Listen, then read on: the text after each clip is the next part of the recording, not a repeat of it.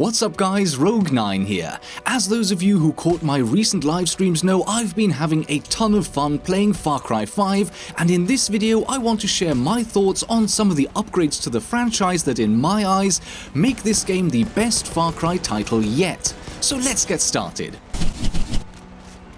Since Far Cry Primal took a significant step away from the rest of the series in terms of the style of the game, and Far Cry 1 and 2 are by now so old that any comparison would be unfair, I will be comparing Far Cry 5 mainly to number 3 and 4. And right out of the gate there is a massive improvement in Far Cry 5 that for me personally is quite simply game-changing. If you'd asked me some years ago what would be the number one thing you would like to see improved in Far Cry 3 or even Far Cry 4, I would have answered the shooting. Previous Far Cry titles always used to detect hits using the hit scan method, so your bullets instantly hit whatever you're aiming at as soon as you hit the fire button. And while this method can work for games that play out at extremely short ranges, like for instance Rainbow Six Siege, I really don't like it in an open world. Add to this the fact that combat distances were artificially limited by having bullets simply disappear in mid-air if you were too far away from your target, and you ended up with gunplay that was so limited that it became kind of immersion breaking. But good news everyone, with Far Cry 5 Ubisoft have finally implemented ballistic modeling, and now every gun will shoot simulated bullets that come with a certain muzzle velocity and experience air resistance and gravitational drop.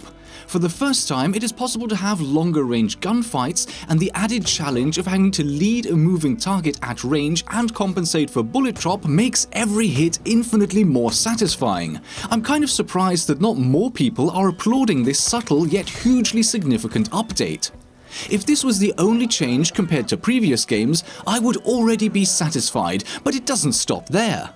One of the concerns that many people raised during my live streams was around the performance problems that specifically Far Cry 4 had, especially on PC.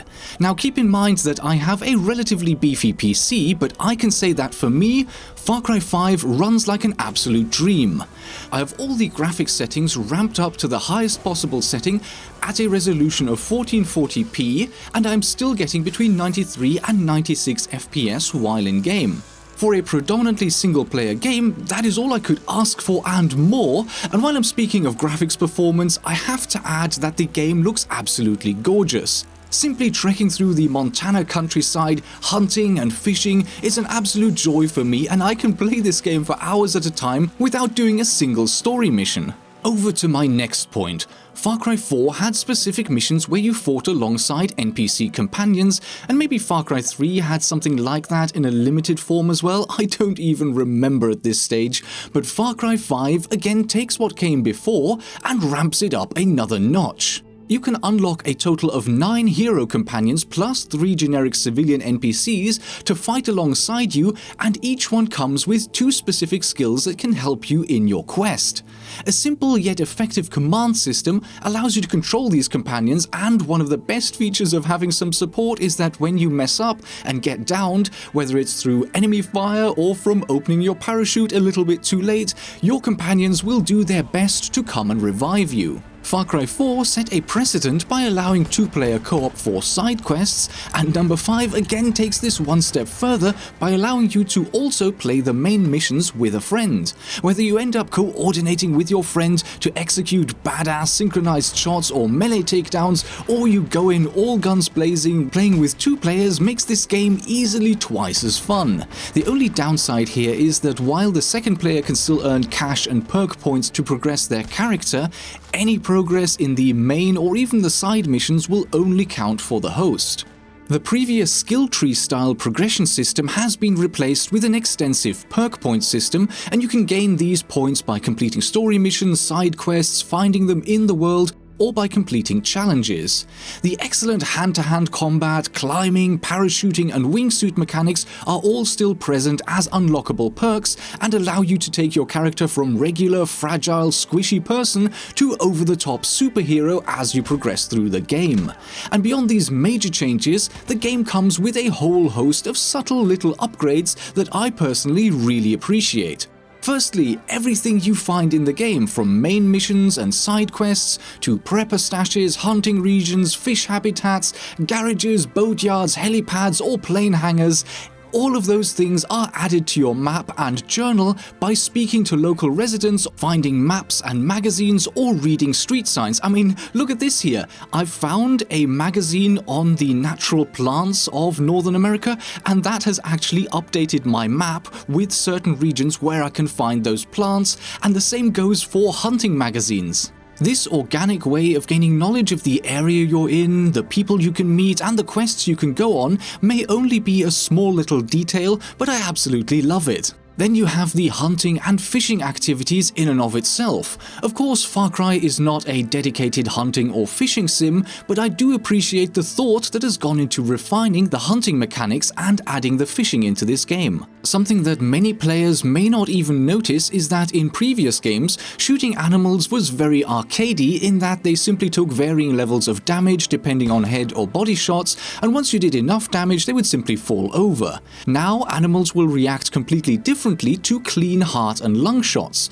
As you can see, deer for instance will exhibit a very characteristic jump and kick reaction when shot through the heart, and if you follow them up you will find relatively realistic blood trails, and eventually the animal will run out of steam and go unconscious. Those of you who have played dedicating hunting sims or even hunt in real life will recognize and appreciate these little behaviors, and I have to say that I'm overall impressed with the level of care that was taken over portraying the natural behaviors of the wildlife. Maybe in future we can see these mechanics progress even more. I would absolutely love it if Far Cry could include truly refined hunting and fishing mechanics on par with dedicated sims. But until then, I'm very happy with the progress that has been made so far. Another set of details that is truly commendable is the way that the guns are modeled. Not only do the guns look stunning with beautiful fire and reload animations, but care was even taken over making sure that, for instance, open bolt weapons are actually shown to work correctly, something that maybe should be standard by now, but many other games from recent times did not bother getting right.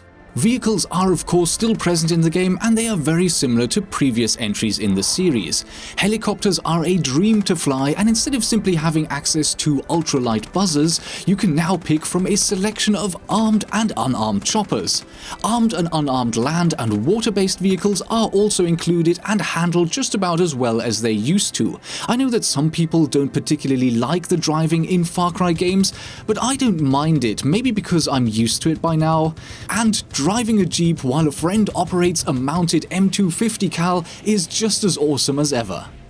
Another subtle upgrade that can easily be overlooked is that when playing in co-op, your partner can now ride on any part of your vehicle without the normal jittering and sliding off we're used to seeing. Providing several seats in vehicles that multiple players can occupy is quite common in many games nowadays, but being able to ride on the front of a boat or in the bed of a truck without sliding and juddering off is an awesome update.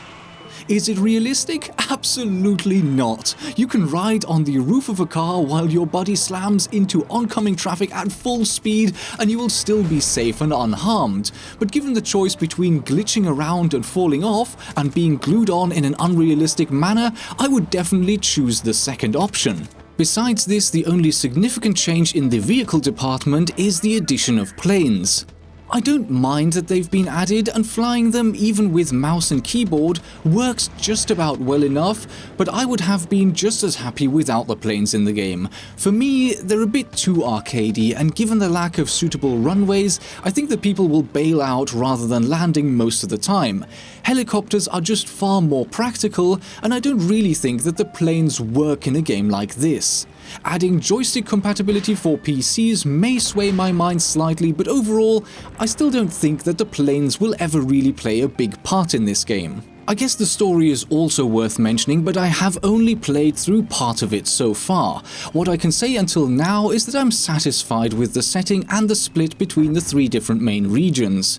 I've seen some journalists complain that the game doesn't do enough to provide commentary on current social issues in America, but I personally don't get that argument. I believe that the game is quite vague about the fictional cult that you're fighting on purpose in order to avoid causing offense, and I don't mind that. It's almost a damned if you do, damned if you don't case where people were preemptively offended pre-launch, but now that the game is out, game critics seem disappointed that it's not offensive enough. I guess you can't please everyone, but for me, as far as I've played up until now, the story is providing a perfectly suitable backdrop and counterpoint to the silly over-the-top fun that lies at the core of the game. So the bottom line for me is that as a big fan of the Far Cry series, Far Cry 5 is the best one yet. I really appreciate all of the little details like natural animal behaviors, beautiful scenery and neat world discovery mechanics, but most importantly of all, switching from a limited hit-scan shooting mechanic to ballistics modeling and increasing the range for all of the different types of weapons has in my eyes made this game a pure joy to experience. Have you had a chance to dive into Hope County yet? What are your thoughts on the game so far? And are there any improvements I forgot to list? Let me know in the comments section below. And with that, thanks for watching, I hope you enjoyed the video and I will see you in the next episode.